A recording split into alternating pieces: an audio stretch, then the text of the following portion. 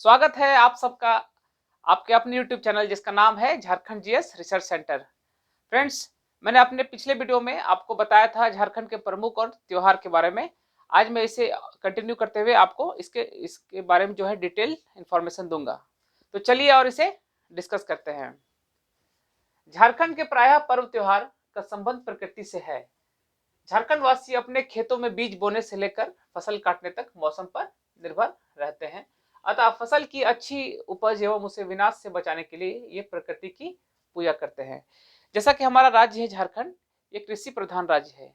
यहाँ पर बहुत से लोग खेती करते हैं, इसलिए प्रायः लोग बीज बीज बोने से लेकर जो फसल वो लोग काटते हैं, ये इसके लिए वो क्या करते हैं, वो बिल्कुल मौसम पर निर्भर रहते हैं और उनकी जो फसल हो अच्छी हो, इसलिए वो प्रकृति की पूजा करते हैं और वो प्रकृति से के विनाश से भी अपने फसल को बचाने के लिए प्रकृति की पूजा करते हैं।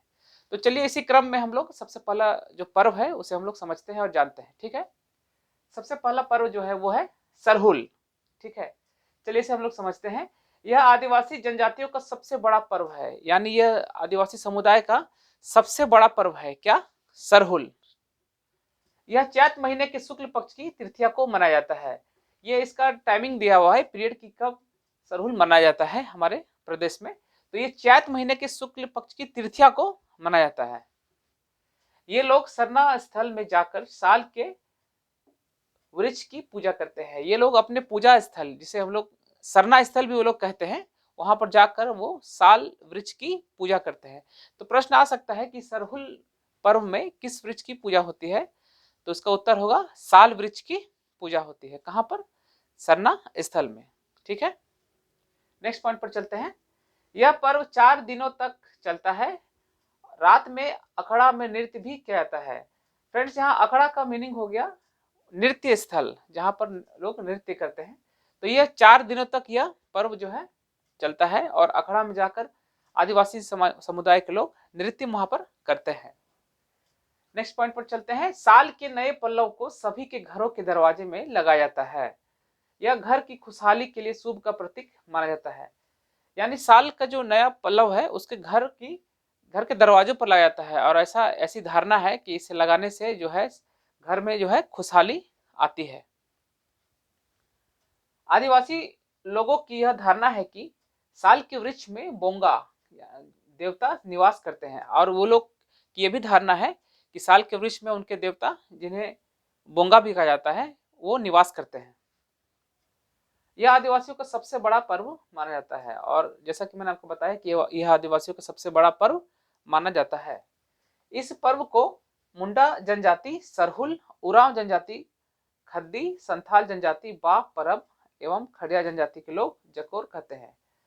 फ्रेंड्स, ये पर्व जो है अलग अलग जनजाति के लोग इसे अलग अलग नाम से पुकारते हैं। जैसे इस पर्व को मुंडा जनजाति सरहुल बोलते हैं, उराव जनजाति खद्दी बोलते हैं, संथाल जनजाति बा परब एवं खड़िया जनजाति के लोग इसे जकोर भी कहते हैं। तो ये पॉइंट बहुत इंपॉर्टेंट है कि कौन सी जनजाति इस पर्व को क्या कहते हैं। ठीक है, अब मैं चलूंगा आपको दूसरे पर्व की ओर लेकर, जो है मंडा। आप देख सकते हैं मंडा पर्व। यह पर्व वैशाख महीने के शुक्ल पक्ष की तृतीया यानी अक्षय तृतीया को आरंभ होता है। तो प्रश्न यह हो सकता है कि मंडा पर्व जो है कब आरंभ होता है? तो यह वैशाख महीने के शुक्ल पक्ष की तृतीया, जिसे अक्षय तृतीया भी कहा जाता है, को ये आरंभ होता है। ठीक है, ये this is an important point. उसके बाद हम लोग चलते हैं। इस पर्व में शिव जी की पूजा की जाती है। तो यह प्रश्न आ सकता है कि मंडा पर्व में किन भगवान की पूजा की जाती है? तो हम लोग बोलेंगे इसे शिव जी की पूजा की जाती है। आदिवासी लोग इस पर्व को बड़े धूमधाम से और कड़े नियमों के साथ करते हैं। आदिवासी समुदाय के लोग इसे बहुत ही धूमधाम से मनाते हैं और अपने जो है नियम इसमें पालन करके मनाते हैं। इस व्रत में उपवास रखने वाले पुरुषों को भक्ता तथा स्त्रियों को स्वक्ताइन कहा जाता है। यहाँ भी प्रश्न बन सकता है कि जो लोग इस पर्व में व्रत रखते हैं उन ऐसे पुरुषों को क्या क्या कहते हैं और जो स्त्रियां उपवास रखती हैं उन्हें क्या कहा जाता है? तो पुरुषों को भक्ता और स्त्रियों को स्वक्ताइन कह के पुकारा जाता है। नेक्स्ट पॉइंट पर चलते हैं। जागरण की रात भक्ताओं को धूप धवन की अग्नि शिखा के ऊपर उल्टा लटका दिया जाता है और फिर दहकते अंगारों के ऊपर चलना होता है, जिसे फूल खुंदी कहा जाता है। तो ये भी एक प्रथा है इस पर्व में, जिसमें क्या होता है कि जो लोग इसे करते हैं, जो भक्ता है, उन्हें धूप धवन की अग्नि शिखा के ऊपर उल्टा लटका दिया जाता है और फिर दहकते अंगारों के ऊपर उन्हें चलने वो लोग चलते हैं, जिसे हम लोग क्या कहते हैं, फूल खुंदी। नाम याद रखिएगा, फूल खुंदी। अब चलते हैं, यह है दूसरे दिन भक्ता लोग चढ़क डांग पर झूलते हैं।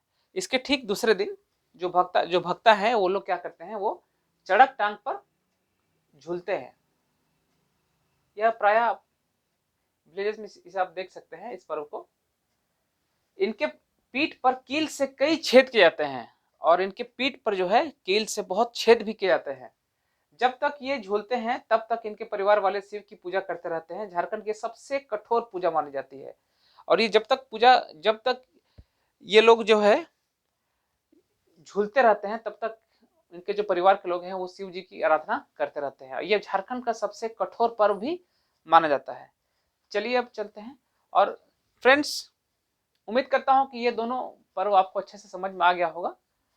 अब मैं अपने जो इसमें जो बाकी जो पर्व है मैं उससे अगले वीडियो में डिस्कस करूंगा। तब तक के लिए आप लोग मेरे चैनल को लाइक करते रहें, सब्सक्राइब करते रहें और शेयर करते रहें। बहुत बहुत धन्यवाद।